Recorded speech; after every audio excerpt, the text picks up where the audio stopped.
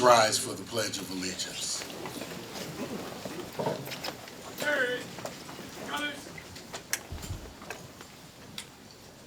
Forward. March.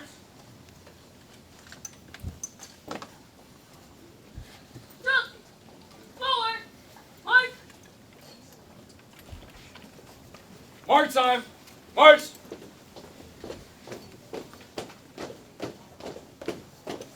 Color guard. Halt. Left. Face. Present. Arms.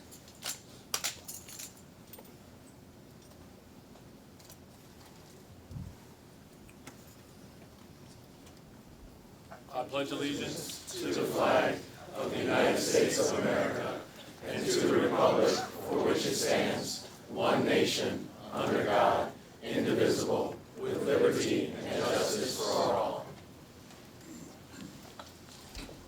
Order. Arms. Right. Face. Left column. March.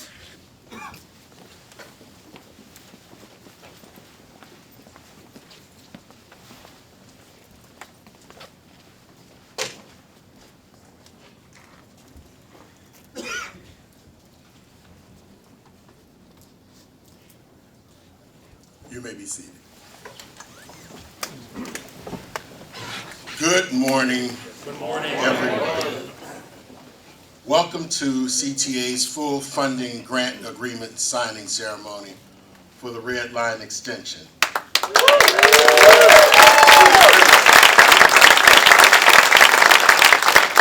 It is truly a great day for CTA, but a great day for the city of Chicago.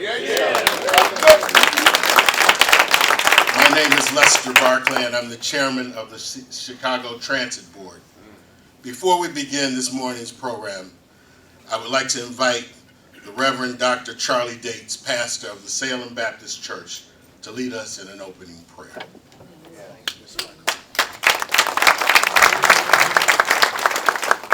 Let me begin by wishing you a warm welcome. On behalf of the Salem Baptist Church of Chicago, we welcome you to the greatest church in the world. We know you've been to many churches, but you ain't never been to a church like this.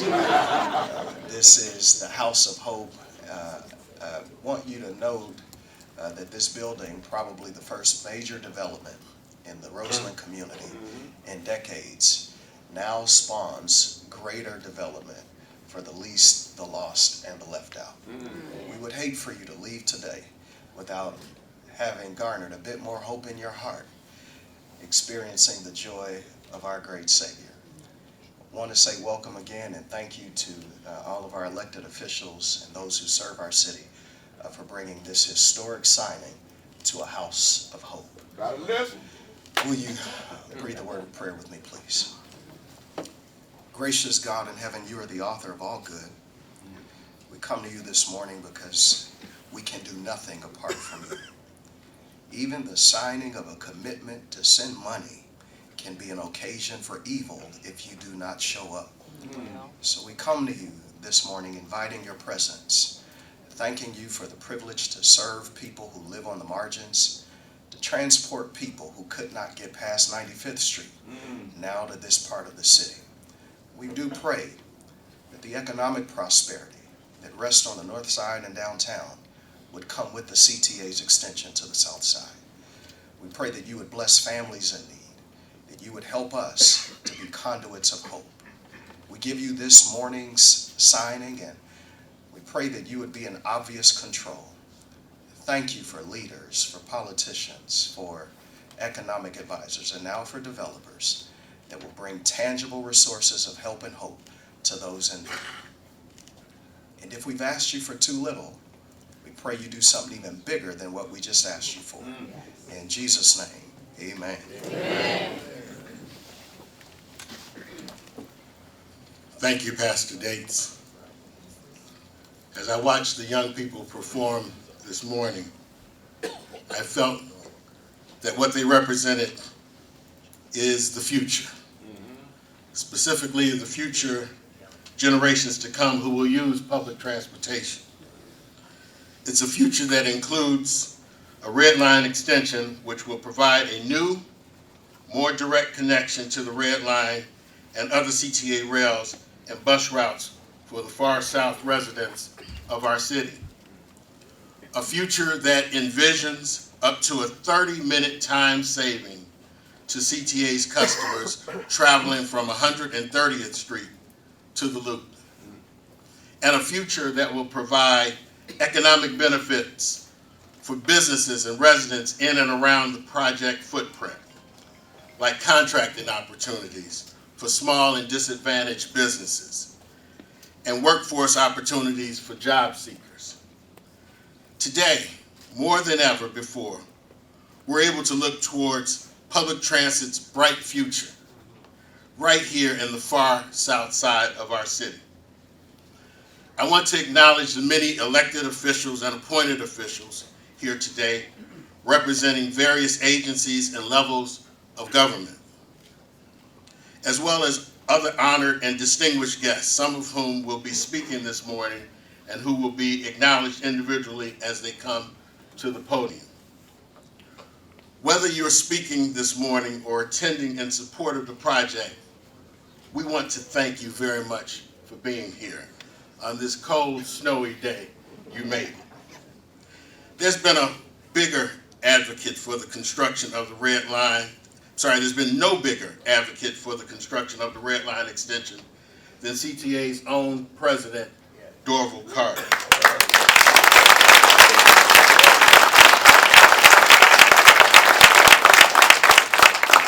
As many of you know, President Carter has been clear regarding his belief that achieving true transit equity in Chicago required our agency to commit to extending the red line to 130th Street, and then to work tirelessly to make that a reality.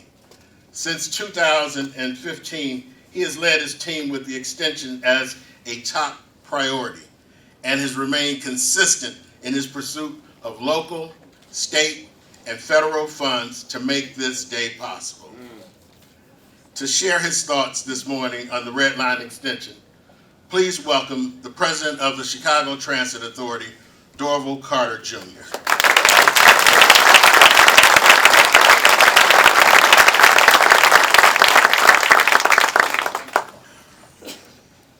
Thank you, Chairman Barkley. Good morning, everyone. Good morning.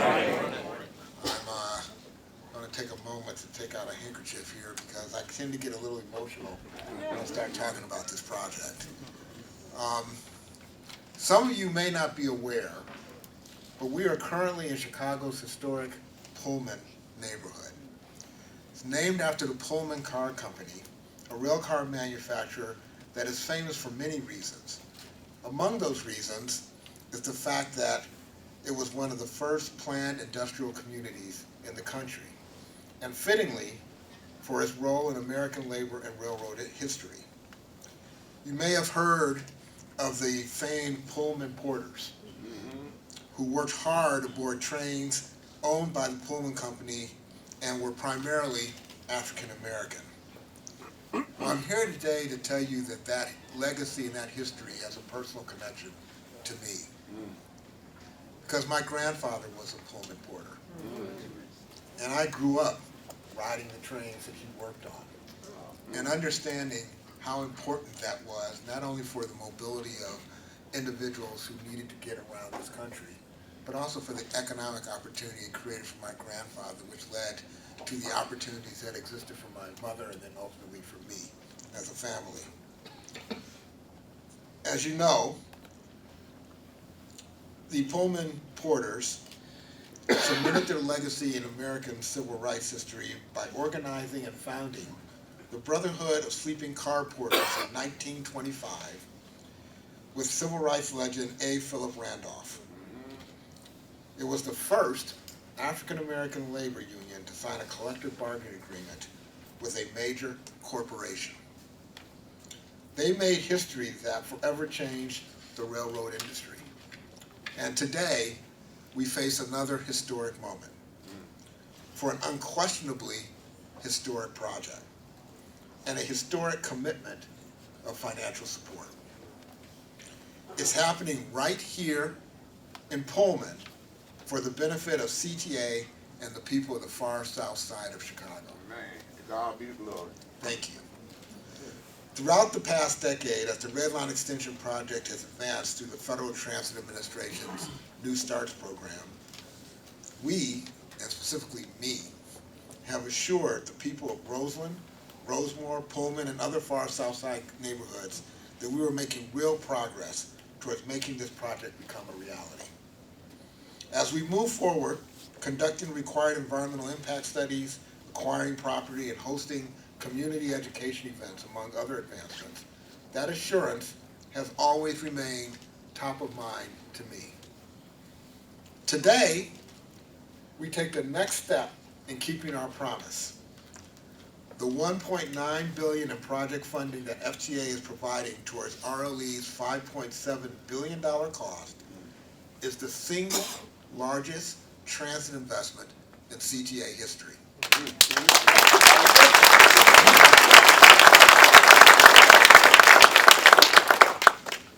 This is also the single most important project that I have worked on during my tenure as CTA president. And as a lifelong Southsider, you can imagine that makes me very proud. But this is about much more than an extension of a rail line. It's about the future of the far south side of Chicago. And it is one of the biggest, boldest equity investments in the history of this great city. The 4 new accessible rail stations, jobs and economic development that this project will generate portend exciting things to come for this area. And by providing a new rail transit connections all the way to 130th Street, which also happens to be the home of the Oak Gelt housing project, every corner of the city will now benefit from this transformative capital investment. Not long ago, I heard a quote that I believe is fitting for this moment. A dream delayed is not a dream denied. Today,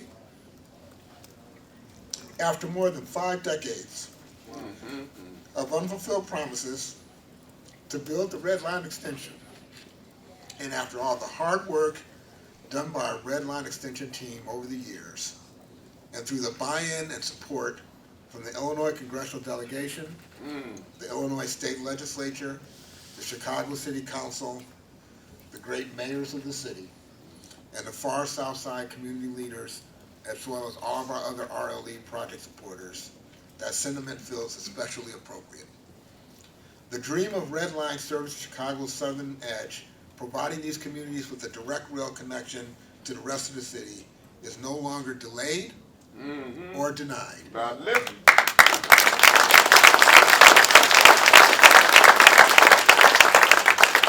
But thanks to the many of the people that are here in this room today, it will finally be realized. In fact, the promise of the Red Line extension has been memorialized in CTA's newly redesigned system map, which will now clearly show the extension project area and the stations to come. The new map will soon be issued to the public, and at this time, it is my pleasure to unveil it here for the first time.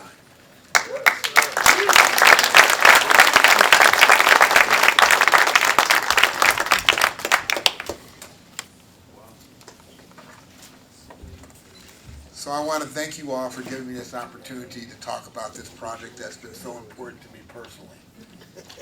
And now, as you all know, Chicago is a progressive city, focused now and perhaps more than ever on helping to ensure productive lives and fair and equitable outcomes for all of its residents.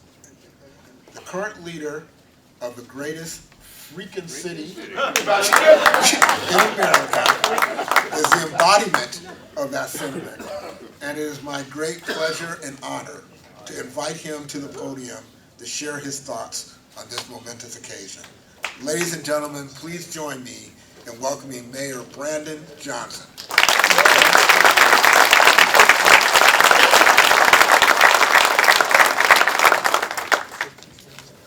Thank you, President Carter. I was trying my best not to use vulgarity in the house of the Lord, but thank God that we can use the word freaking to describe the city of Chicago. And to President Carter, thank you for your leadership and your commitment to justice. You are absolutely right. It was Dr. King that said that the enemy of labor is the enemy of the Negro. That it's one and the same. So this is very much a civil rights issue, and I think it's actually quite appropriate that we are celebrating this extension as we prepare to honor one of the greatest human beings to ever walk the planet Earth. And I also just want to say for the record, Gator Bradley said, "To God be the glory," and Dorville said, "Thank you." So I didn't know that he was the president and the voice of God. Now that we've got that clear, you should have asked for a raise a long time ago. You know, this extension project that was first proposed by Mayor Richard Daley in 1969, you know, I wasn't born, and I think Dorville Carter was 5 or 6 years old at that time. You know, to see the opportunity come alive is truly a testament to who we are as a city, our resilience. And this project that's been 50 years in the making is finally becoming a reality for the people of Chicago. I'm thrilled and deeply proud that we can come together today to sign and celebrate the $1.97 billion fully funding and this grant agreement that will help fund $500,000. What I was hoping to do was offer up this red line extension as a gift from the west side. Consider it an olive branch. But with the support and funding from the federal government, the state, and local transit TIFs, the CTA, and other sources, we have finally gotten to a point where we're going to be able to construct 4 accessible stations: 95th Street, near 103rd Street, 111th Street, Michigan Avenue, 130th Street. There is no excuses now. South Side, far South Side, can actually get to the new Bears Stadium with equity. But each of these stations will also include bus, bike, pedestrian, and parking facilities, and everyone can get excited about this. That's the good news. And along with the 4 new stations, we will build new rail yard, rail facilities that will improve the operational efficiency for the Red Line and the entire CTA system. And let me just thank to all of the women and men who work as bus operators, train operators, flaggers, who keep this thing running. Thank you. And for the Southside residents who have been waiting 50 years for this extension, you will finally have direct connection to downtown and all different parts of the community that are along the Red Line. This connection means that far Southside residents have more job opportunities, more educational opportunities, more opportunities to access services and to explore this beloved city. Most importantly, we expect that the Red Line Extension Project will actually create opportunities for new development and investments on the south side of Chicago, as Reverend Dr. Dates has already alluded to. The 4 new stations will serve as an anchor where our city and communities can build equitable transit-oriented developments that deliver affordable housing and economic vibrancy to the residents of the south side. In fact, it is estimated that the Red Line Extension will catalyze up to $1.7 billion in real estate activity between the years of 29 and 2040 at the end of my time as mayor of the city of Chicago. We also have the potential to create 118,000 square feet of new retail space to construct or rehab over 3,000 units of housing. This, sisters and brothers, is how we reverse decades of disinvestment on the south side of Chicago that will ultimately strengthen our entire city. And we will see returns of this investment in the form of safe, vibrant, and equitable communities. As we look forward to the Red Line Extension's completion in the year 2030, let us also celebrate that this project creates an estimated 12,512 construction jobs. Brother Reed, I know you will be looking for a certain group of people to have those jobs. Right. As with any construction project that happens in the city of Chicago, we are designing this with an equitable lens. This project meets our DBE, or our Disadvantaged Business Enterprise, our goals for design and construction. We will also be hiring and nurturing the careers of residents and the very communities that the Red Line Extension will serve. All in all, this is not only a great and historic day for the city of Chicago, it is a prophetic day. And in closing, I want to express my gratitude for the leadership and partnership that went into this project. I am especially grateful to the Biden-Harris administration. Yes, sir.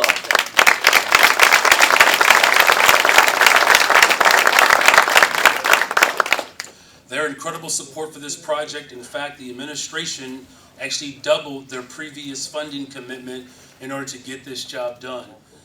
I also want to thank our Illinois federal delegation, Senator Durbin, and Senator Duckworth, and Representative Quigley, and Representative Jackson, and Representative Robin Kelly. To the entire congressional delegation, thank you all for your steadfastness and your leadership. And of course, our CTA board president and our President Carter and our CEO and the staff who all advocated for this project for a long time. Thank you to our county officials that are here, our former congressman who is here, to all of the work that the people have done to ensure that this project becomes reality. We are grateful to our local alders that are here. Thank you, Alderman Hall, for being here. Thank you to the leadership of Alderman Anthony Beal, Alderman Chico, Alderman Mosley. Let's please give all of these alders our very best. This day would have never been reached without your collaboration and our shared belief in our city. I do look forward to the work that we will continue to do, not just at this project, but projects to come to build a better, stronger, and a much safer Chicago. And with that, it is now my pleasure to introduce FTA Deputy Administrator Vanderpool.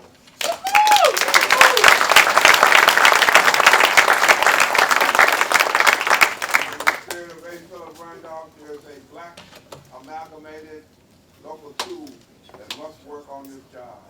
All white boys are not going to be doing this on this job. Good morning, buenos dias. Good morning. It is my distinct honor to be here representing the Biden-Harris administration in awarding this $1.9 billion grant for this project. I, like many of my fellow speakers, want to start with a long litany of thank yous. But before I do that, I scanned the room when I was seated here, looking to see who was in the room with us today. So you have your elected officials, you have your appointed officials, you have members of the faith community, we have members of the community writ large. I come from the advocacy community in public transportation. I want to see a show of hands for all the advocates that have worked on this project. Thank you. I also want to see a show of hands for all public transit supporters and riders. And that's a trick question, everybody. Everybody's hand should be up. Everyone's hand should be up. We are here today to celebrate a journey from a dream to implementation and execution. Because we know not all dreams become reality. Yes. And we're here to celebrate this dream becoming reality. I want to thank President Carter for his leadership and his partnership. I have met, in my 18-year career in public transportation, I have met many, many transit presidents, CEOs, and general managers. Some of them are wonderful. Very few are exceptional. And President Carter is one of those exceptional transit leaders. And what makes a transit leader exceptional is the heart that he or she brings to that role. And you have heard President Carter talk about his heart. He expressed his emotion. And it is important to talk about emotion because, yes, this is about infrastructure, but at the end of the day, this is about people's lives. This is about investing in people, investing in communities, and connecting each other to what matters. And we need to bring emotion to that. So I applaud and honor President Carter for his leadership, his partnership, and his work with our team, our very talented team at the Federal Transit Administration. And I'm going to take the privilege, since this is my last event in this role, to personally acknowledge and thank the team that we have here. So I want to start with our Executive Director, Matt Welbus. Matt has been at the Federal Transit Administration for quite some time and really has the institutional memory, and the heart behind so many of these projects that we advance. I want to thank our regional administrator, Kelly Brookins, and her team. It is our regional team. We have 10 regional offices across the United States, and our regional administrators lead those teams and develop the community and transit agency relationships to make sure that federal dollars are successfully invested in your communities. You have a lot to thank with this team. I want to acknowledge Paul Kincaid, who often is happy being in the background, but makes sure all of our work is in the foreground at FTA. So I want to acknowledge Paul for all of his work. And I want to acknowledge, again, Dorval's team at CTA. They have worked very, very closely in these 4 years, to get this project to this point. I want to thank our members of Congress here, particularly Senator Durbin, and the entire federal delegation, because without their support for one of the largest unprecedented historic investment in public transportation, we would not have been able to push this project over the finish line on this schedule. And I want to reiterate again, this is the largest investment ever in public transportation, with $108 billion made possible by the bipartisan infrastructure law. And again, the federal delegation that represents the great state of Illinois, and of course the city of Chicago, are important partners in that, as are local and state partners. The federal government is one partner. We cannot do it without your support and your championship. I also want to thank Mayor Johnson, members of the City Council, and other local officials who have joined us, particularly members of the CTA board. I used to serve on a board in New York, if you have not picked up my accent. So I certainly appreciate the importance of good board members who are champions and steadfast champions of the transit systems that they're serving on the boards of. So I want to thank the many board members that are here today. So, as I noted earlier, this is my last official event as acting administrator of the Federal Transit Administration.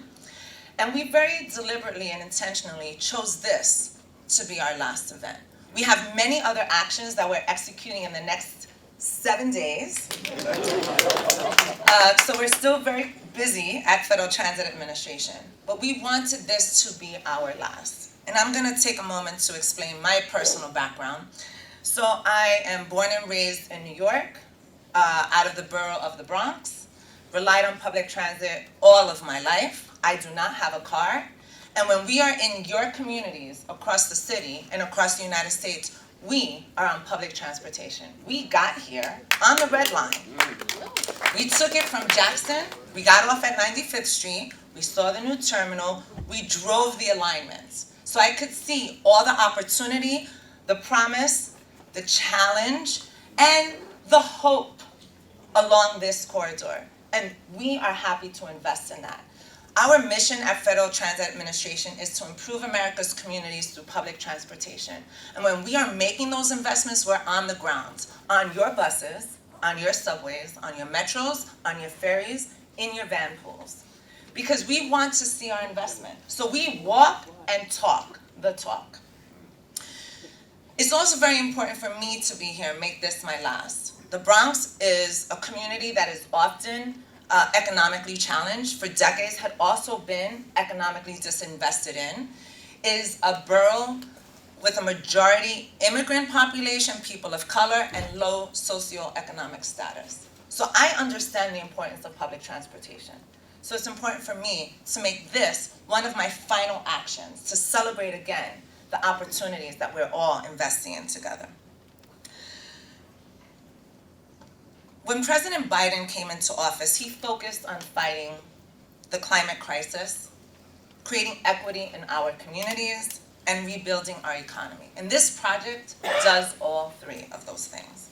The president and my boss, Secretary Buttigieg, were focused on building our economy from the bottom up and the middle out. And we know transportation, along with housing, makes up more than half of most American people's budgets. When this project is complete, that cost will start coming down for people across the South Side. And we will all be able to reach new opportunities, new ways of engaging and living in our cities, and this city. And that's important because we know that transit is a catalyst for so much change. We talk a lot of numbers at Federal Transit Administration, but some of the numbers and statistics that I love to talk about the most are the ones that we're looking to change. So approximately 24% of residents who will be served by L trains live below the poverty level. This project will change that by access to opportunity. 22% of households in this community do not have access to a car. But now they will have access, well, in 5 years, they will have access to more opportunities and maybe not ever need a car. 18% in this community are unemployed, but we expect to reduce that statistic, that percentage, because many more people can get to many more jobs or work to build this in this community. And 25% of residents are traveling more than an hour to that job. And we've already heard that this project is going to save up to 30 minutes. That is significant. My commute from 13 miles when I was in New York took an hour and 20 minutes on the subway. So shaving those 30 minutes off my commute would have been fantastic. So I certainly appreciate the transformational nature of that time savings. So the president always quotes his dad. He says, "Don't tell me your priorities, show me your budget, and I'll see your priorities." 1.97 billion dollars invested. This is a priority project for this administration. And to the residents of the far south side, I want to say that you are a priority. You are a priority. We have made this a priority. Again, in these 4 years, we've made this project a priority. And that's why I'm very happy to sign this grant to fund the largest single transit project in CTA history. We've heard some of the numbers already. We heard Mayor Johnson cite some of them about the construction jobs and the new ridership. But I want to put that in context. This means more time around the table. This means more time at your community board. This means more time hanging out with your friends. This means more time connecting to all the services that we all rely on and need. These are improvements in people's everyday lives. These numbers are big, but at the end of the day, this is about making people have more convenient and equitable access to connections throughout this city. So, in my role, I talk to many, many, many people around the country, and you've already heard me say, we are on your subways, buses, ferries, metros, in your van pools. And I love engaging and understanding why projects matter to people, and asking people, why do you like this? Why don't you like this? I actually know the transit CEO. I can take that message back. And it gives me great pride to be here and to see the transformational change ahead. You know, I've been in a lot of communities. I was just recently in Utah. I was in Oklahoma. I was in Texas not too long ago. And you'll be surprised that these are states, and we were in communities where transit demand is very strong. But then you come to our cities, and you understand that transit demand is very strong also. So, as I close, I want to say that for more than 100 years, the rhythm of Chicago has been the clack-clack of a train passing by an open window. And it's hard to imagine what Chicago would be like without the L. New York City's subway system is the same, right? We are legacy systems. It's hard to imagine what New York City would be without public transportation. But we don't need to think about that because we continue to make the investment. So thank you all for being champions, for being advocates, for being supporters, because these projects don't come to fruition without everyone's championship behind it, and with really good leaders and a vision and a dream. Thank you.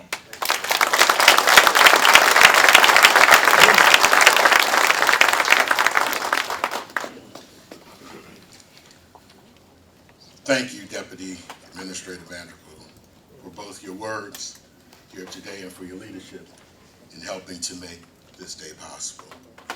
Also joining us today is our own Senator, senior United States Senator from Illinois, the Honorable Dick Durbin. He's a stalwart protector of American democracy, a fighter for progressive values, and a champion in the Senate for equity for all Americans. We're fortunate to have him here as the leader of the Illinois congressional delegation. Let us welcome Senator Dick Durbin.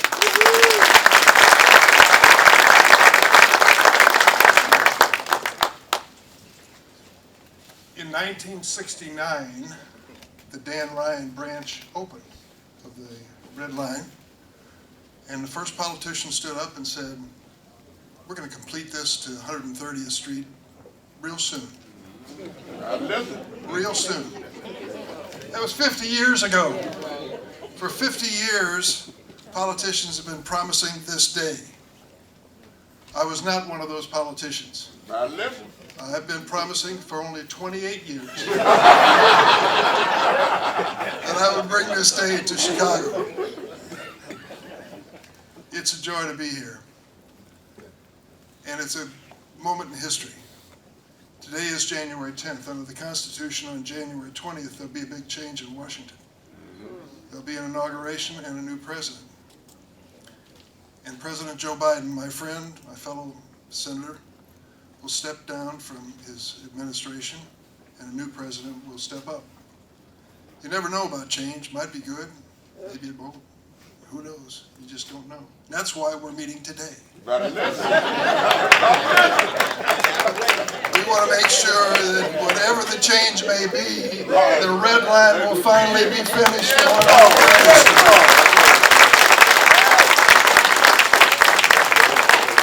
And you've heard all the reasons. I won't go through them. All the jobs that will be created and the opportunities and the promises kept and parts of our city finally reaching out and being part, Mr. Mayor, of the future, connected up with the very best accessible transportation. And it also means, too, that a lady who came and contacted our office recently is going to get a wish come true. She lives in Old Guild Gardens, and she told my Chief of Staff, Clarisol, what it means to go downtown if you live in Old Guild Gardens. It's an hour and a half, start to finish. That's a big commitment. And when it comes to shopping or jobs or a doctor's appointment or getting down to the hospital, it means 3 hours at least of your life moving from one place to another because there's no train out to Old Guild Gardens at the present time. And that will make a difference. And January 20th, when Joe Biden turns and shakes hands with the new president and steps back, he's going to leave a legacy in Illinois that is historic. His infrastructure bill will have brought $21 billion to the state of Illinois. Wow. $21 billion. It's for transit, it's for highways, it's for so many different things. But the commitment to transit, the most significant, as we know, is going to be this commitment, keeping our word for these people that we promised for so many years this day would come. Now that map over there is an amazing story that I want everybody to take a look at when the next person I introduce finally steps away and lets us see the rest of the map. Robin Kelly is a congresswoman for this district. She's a dear friend of mine. She's an effective congressman, as are the others who've joined with us today. And I want her to come up now and say a few words about her efforts on this project.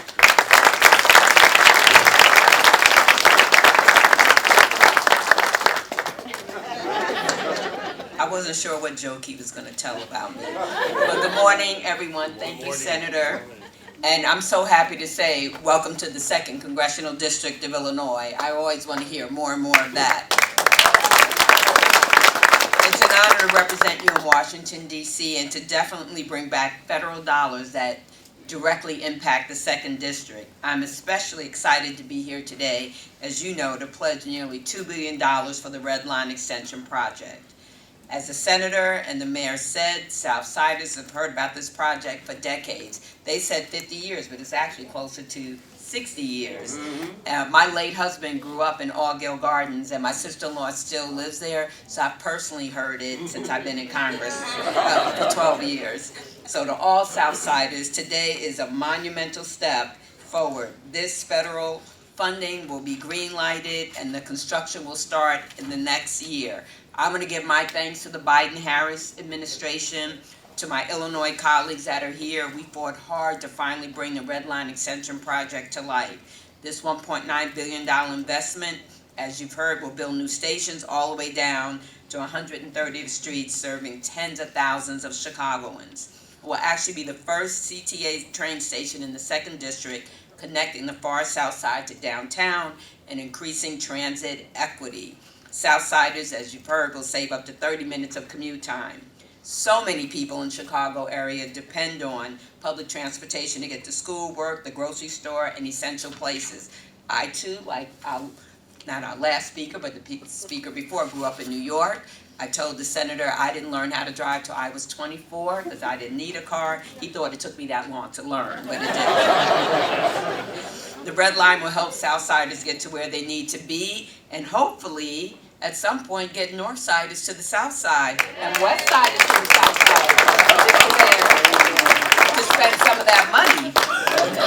Investing in public transportation fosters economic opportunities. This project will create many, many jobs and just the accessibility period. Lives will be transformed. And when we invest in our public transportation, we do invest in our communities. So I want to thank Kirk Dillard, I want to thank President Carter and your board, and thank the FTA. And I'm so excited to see what happens next, because Pullman happened, it became a national park. Now this is happening, there's good things happening. Thank you.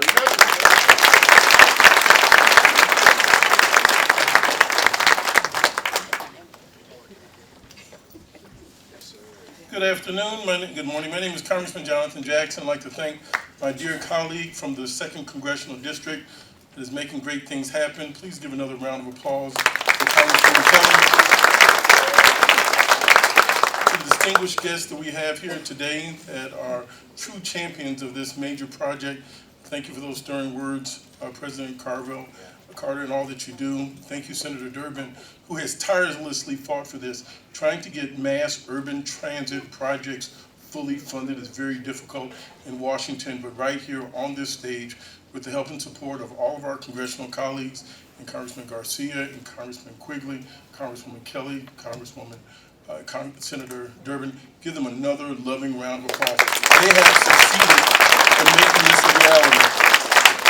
In closing, we know that what does mass transit mean? Mass transit oftentimes means the link between welfare and work, people having access to affordable transportation.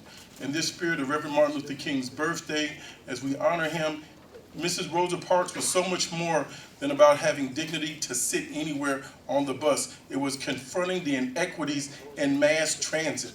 This neighborhood for too long has been economically asphyxiated. We have been cut off from the lifeline of Chicago's vitality. This seeks to remedy a wrong from a long time ago. So again, I want to thank all of those. And there has been many people that have participated. I want to thank the House of Hope for having given us this opportunity to be a part, for indeed stepping in the breach and giving this neighborhood hope when others had run away, and they made a massive investment in this community. I'd like to thank my dear predecessor and colleague, Congressman Rush, for all that you've done.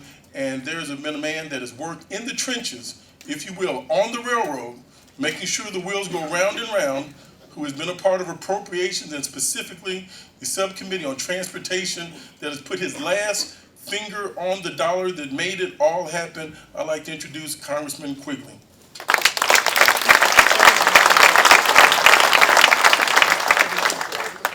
I want to thank Representative Jackson, who is doing great work and has an extraordinarily bright future as well. My friends, this project's been called a lot of things, but it's fundamentally one thing. It is fundamentally about fairness, right? Our founding fathers wrote of the pursuit of happiness, right? You can't have that pursuit if you don't have a ride. And this gives a lot of people a ride in that pursuit that never had it before. Now, I want to do some kudos for my colleagues here from DC, because I want you to appreciate something. If anything, we just shifted from the 118th Congress to 119th Congress. 118th Congress will not be known for an extraordinary list of accomplishments. But I'll give you one exception, and it's largely due to the folks that are sitting behind me. In the 118th Congress, more federal funding for transportation infrastructure was awarded to Chicago and Illinois in the last Congress than any other time in history. So, kudos. $130 million for Union Station, $290 million for 75th Street, $95 million for the 290 Blue Line project, $110 million for Terminal O'Hare, and the list goes on. And one of the things I want to stress with folks is we sometimes think, oh, you know, this neighborhood or this area or this state got a transit deal, and, you know, why didn't we do it there or there? The fact of the matter is, transit reminds us that we all need each other, right? And when there's a transit gap like there was and has been since forever on the south side, it affects everybody and reduces everyone's opportunities. So everyone should be happy about this. When we did the South Shore line, double-tracked it, that helps people here. So this can't be a zero-sum game where it's either us against them. Let this be the reminder of that this is a positive for absolutely everybody involved, and I'm just so proud. I'm the lead appropriator on the House Appropriations Committee of Transportation. If this is all that we get done, then God bless. Because I will tell you, the road gets a hell of a lot rockier in the next 4 years. So Senator Durbin alluded to it, and I think in an optimistic way. I guess I understand that as a Cub fan. But we're going to have to stick together because the next 4 years will be tough. We've still got a transit funding cliff, as it's been called, that we have to address. You know, we can build this red line extension as we absolutely should have a long time ago, but if we don't have appropriate funding on a day-to-day operation basis, it will not serve its full function, and that should be our goal. And I'll close by saying this. You know, I talked about the pursuit of happiness, but one of the things, I just mentioned baseball, this will afford the opportunity for people who have not before to take the train to 35th and Shields and see the Sox play. Or to go to Clark and Addison and see real baseball. Too soon? Too soon? I'm sorry. But it's a team effort. There are appropriators, there are authorizers, one of the best authorizers, and an authorizer on transportation and infrastructure, our good friend Chuy Garcia.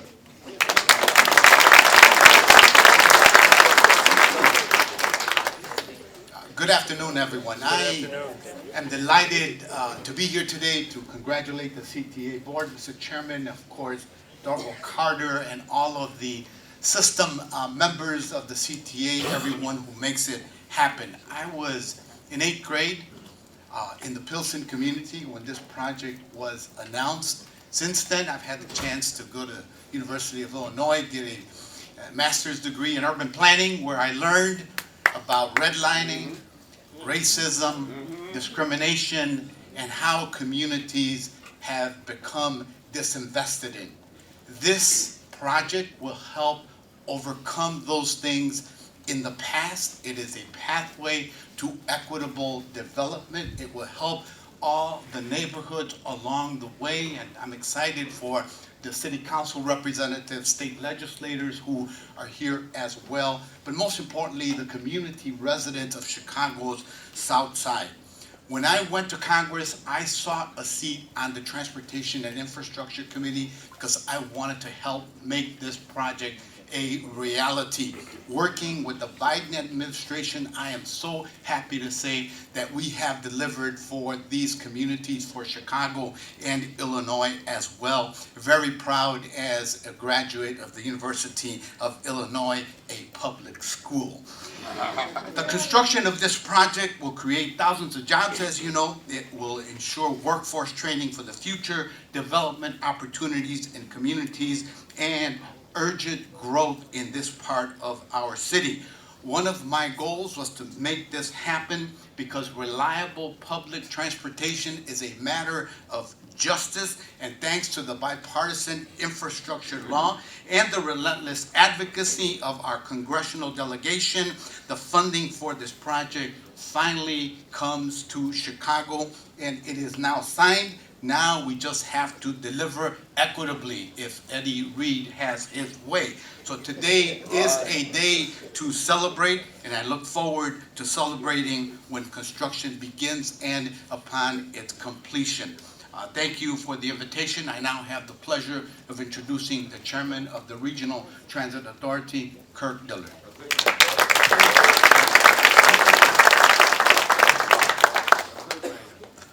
Thank you. Congratulations, Chicago. This is a wonderful, wonderful day.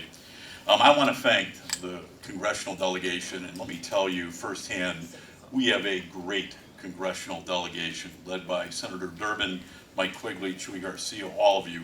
I can't tell you enough how much we appreciate what you do in the trenches every day for us. Congratulations and thank you to the federal officials that are here. And this, Pastor, is not my first visit to the House of Hope. I served with its founding pastor, James Meeks, and took a civil justice trip to southern civil rights sites with this church a few years ago. I believe today is a civil rights issue. I never go anywhere without saying that mass transit is the great economic equalizer of our city. And today, this is a great economic equalizer for Chicago. What I hope you all take from today is what I'm feeling, and I feel every day. But I want to be extra enthusiastic and work extra hard to find sustainable transit funding, especially in Springfield, but also continued in the federal vein like we are today. When Dorval, and congratulations Dorval, called me and said we need a last little piece of financing authorization from the RTA board, I was proud to and enthused to shepherd that through. I see one of my fellow board members, Tom Koterick, and the RTA has enthusiastically backed this project from at least the day I got there. I want to say congratulations again to everybody in this room, and last but not least, Mayor Johnson. I do go to West Side churches. I had the honor of actually speaking and eulogizing the late Nancy Jefferson, a great West Side religious leader. So I get to the West Side too, Mayor, and Dorval, you know, get him his blue line. Dorval, congratulations, my friend. You've been on me with Lester Barkley since day one on this. Last but not least, like I say, transit is the great economic equalizer in every presentation I give. I always close with, hey, remember, where transit goes, the community and economic development grows. Congratulations, Chicago.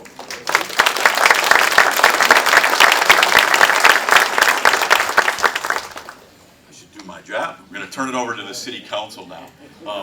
Alderman Anthony Beal, a great cheerleader for this project and all projects transit-wise, but also for his beloved city of Chicago.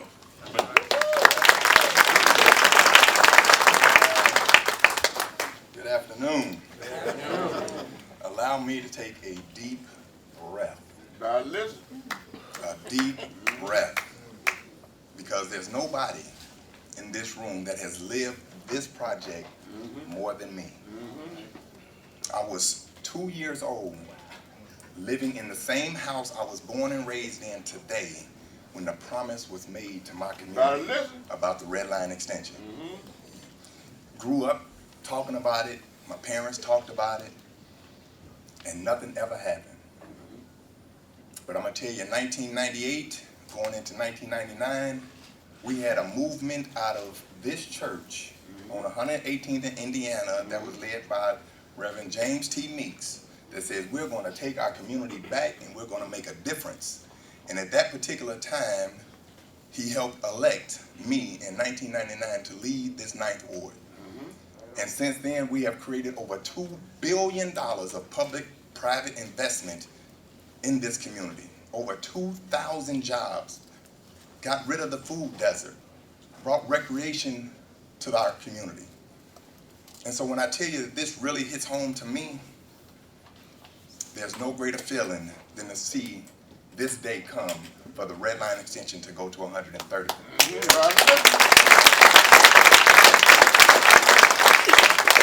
So just a little bit of a history lesson. I became the chairman of transportation here in the city of Chicago. And when I became chairman of transportation under Mayor Daley, I reminded him of the promise of his father to my community. And I stressed upon him that if I were to take the chairmanship of transportation, that we had to make a commitment to make this red line go to 130th Street without question. He is a man of his word. He started the ball rolling because we knew there's a 7-step process from beginning to end when you're looking at federal government funding for projects like this. And we are starting phase 7 right now with the signing of this $2 billion. And so I want to thank all the partners here, all my federal partners, state partners, county partners, because it took all of us to continue to be steadfast on making sure this promise became a reality for my community, to make sure my community is connected to downtown so we can get access to those great jobs. And so that reality is now coming to light. And there's no greater feeling. We've had a lot of great feelings here in the 9th Ward. When we built this structure here, this $40 million facility, when we brought Walmart into the community, it brought resources to the area. So we've done some things here on the south side, Mr. Mayor. We've done a whole lot on the south side of Chicago. But it gives me no greater feeling that after 26 years of being alderman here in the 9th Ward, to be here today to cut this ribbon for my community, to get what it is just due. Thank you so much. God bless you. And I'm going to bring up Alderman Chico.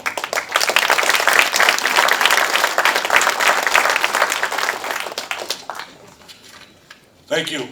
And thank you, Alderman Beal, for your over 2 decades of work on this. It is truly noted.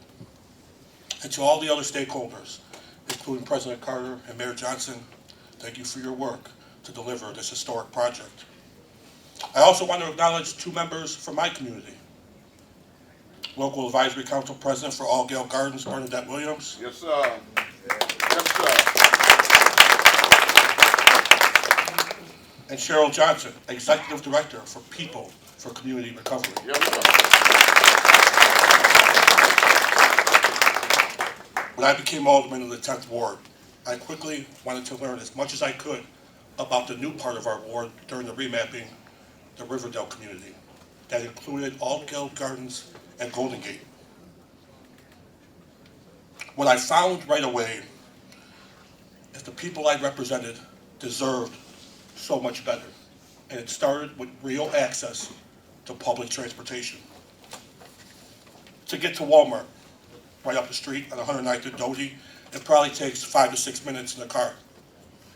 But using the CTA buses, up to 45 minutes. Having access to the necessities of life should never take that long, especially in a global city like Chicago. That's why this project excites me to my core. This project presents opportunity, promise, and most of all, hope. This will undoubtedly strengthen our community, open up doors, open up the eyes of our residents to see what this beautiful city has to offer. But also, in turn, the rest of the city will see what this community in the 10th Ward is all about, and then how we too are a part of the fabric of Chicago. Because the day is on the way when we look to the CTA map that's going to be plastered all over the place, and it will no longer end at 95th, but rather at 130th. And once and for all, include us on the far south side and the optimism of a brighter future ahead. And I also want to give a shout out to the 10th Ward again. It's a transformational time in our ward. We have the red line in the south end, the quantum on the north end. Things are happening in the 10th Ward. We're back on the map. Great things are to come. Thank you. And I want to turn it over to my friend, my colleague, and the leader of the 21st Ward, Alderman Ronnie Mosley.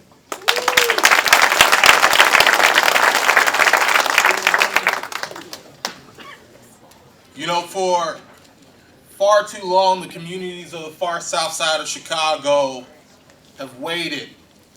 We've waited for equity, we've waited for opportunity, and we waited for connection. And we asked the question of how long? And Dr. King reminded us that how long, not long, because the arc of the moral universe is long, but it bends towards justice. Ladies and gentlemen, this investment is justice in motion.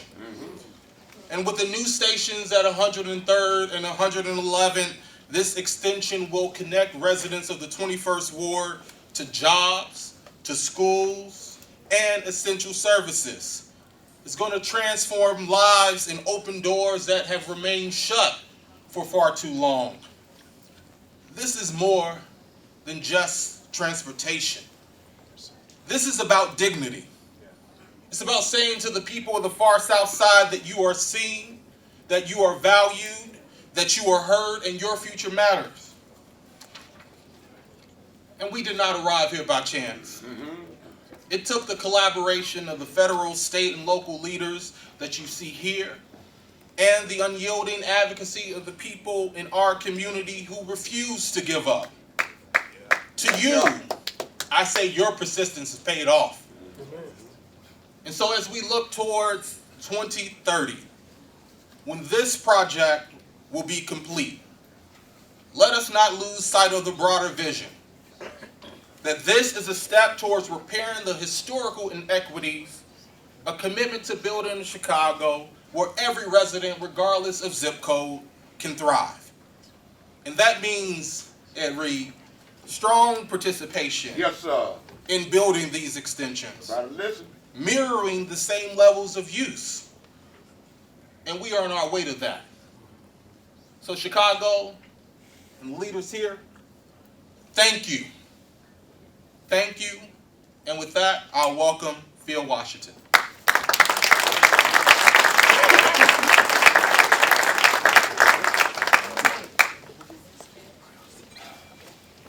Well, it's great to be here. I'm Phil Washington. I'm currently the CEO of Denver International Airport. And before that, I led all transportation in Los Angeles County. So shout out to LA and the fires that are going on there as well. And before that, I spent 25 years on active duty in the United States military.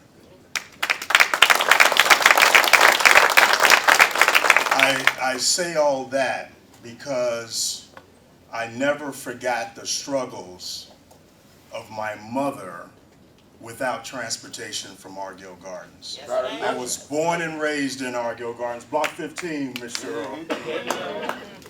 Earl. And never forgot the struggles. My mother died prematurely, primarily due to the stress involved with getting access for medical care, to go to church, to go shopping in a food desert of Argyle Gardens.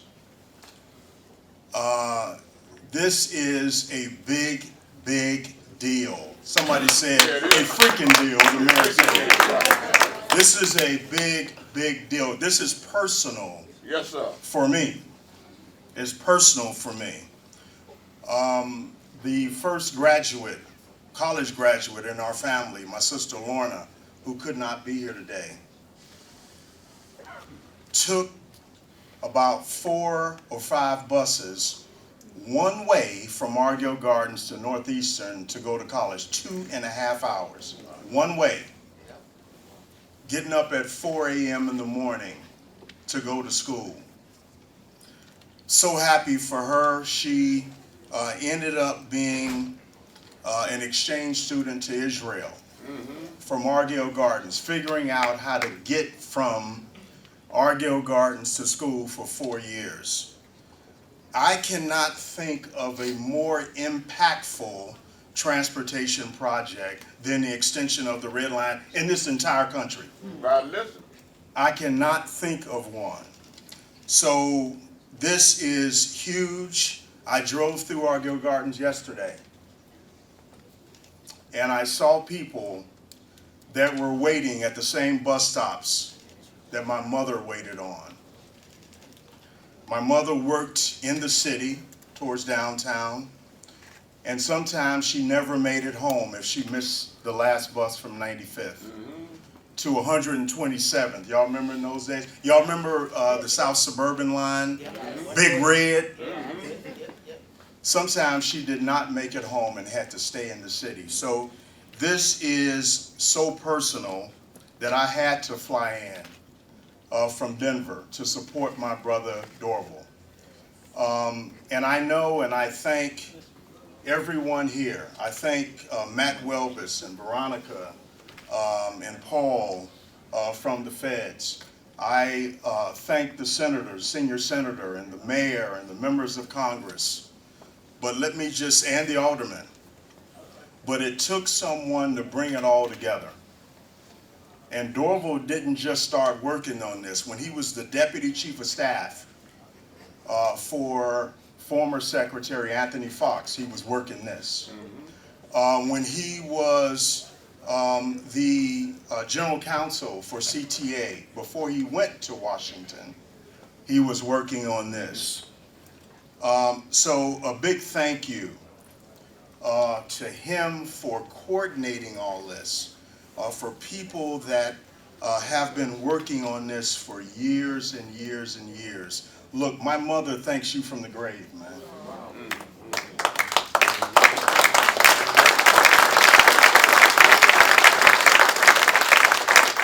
At least 2 generations, at least 2, and scores of generations in the future thank you and thank everyone that was involved in this. The access, we can have people go to school and medical care. There is nothing, I think, that affects people more than transportation. Maybe healthcare,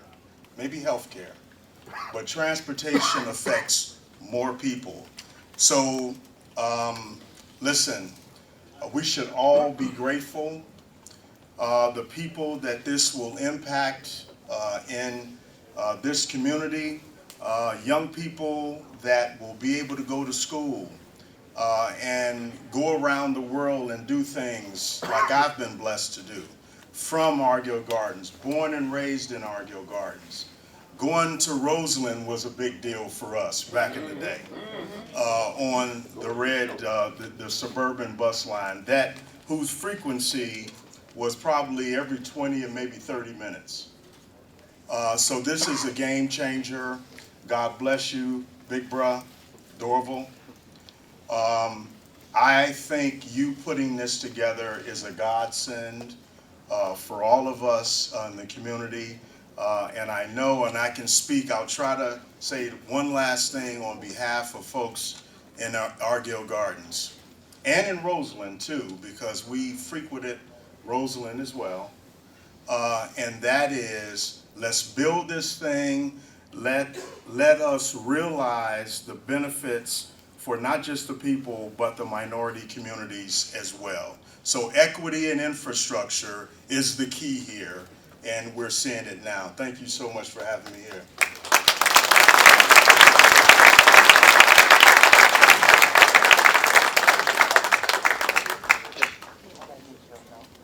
Thank you, everyone, for sharing your thoughts with us this morning.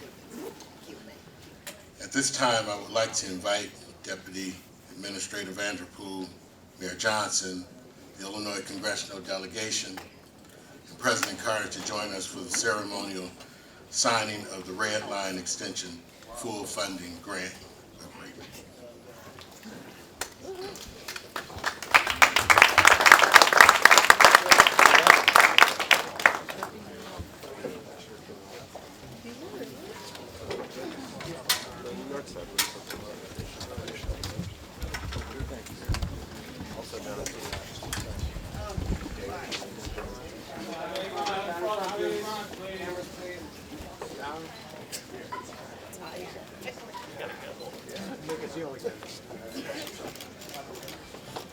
I'll recline. I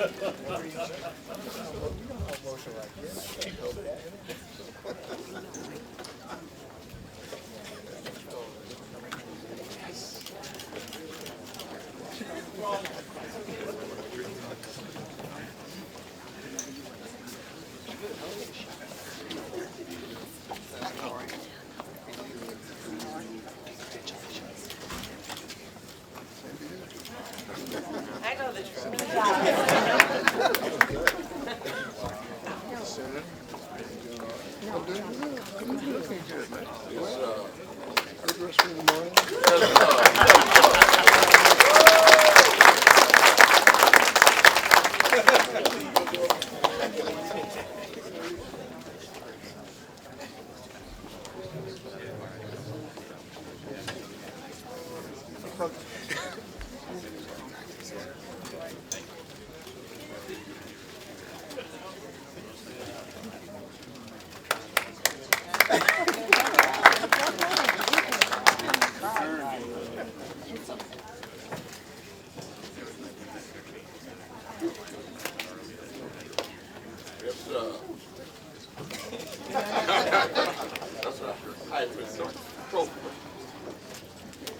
Yes, sir, Bill. We got the audience here, so we got to make it do what it do.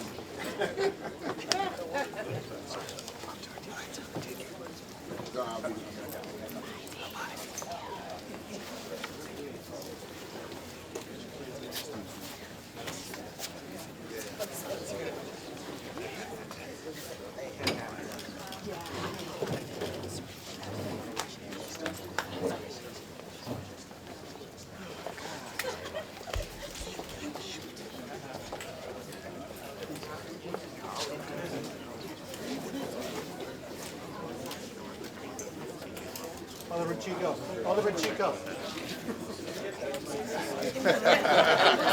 You're blocking all the cameras.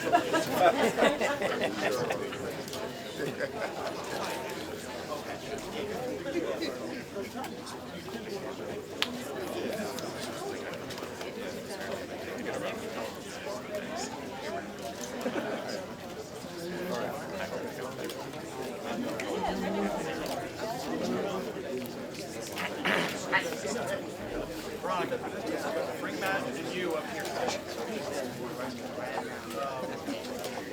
Grab Dorval too. Kelly, stay up here.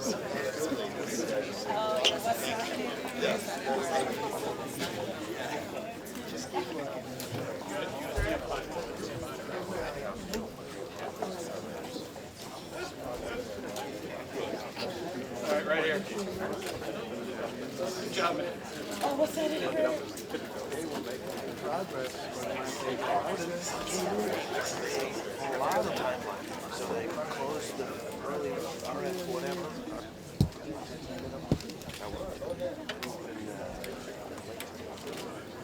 Who do you think is the best that you can do? This has been a historic day. We want to thank all of you for coming and joining us today.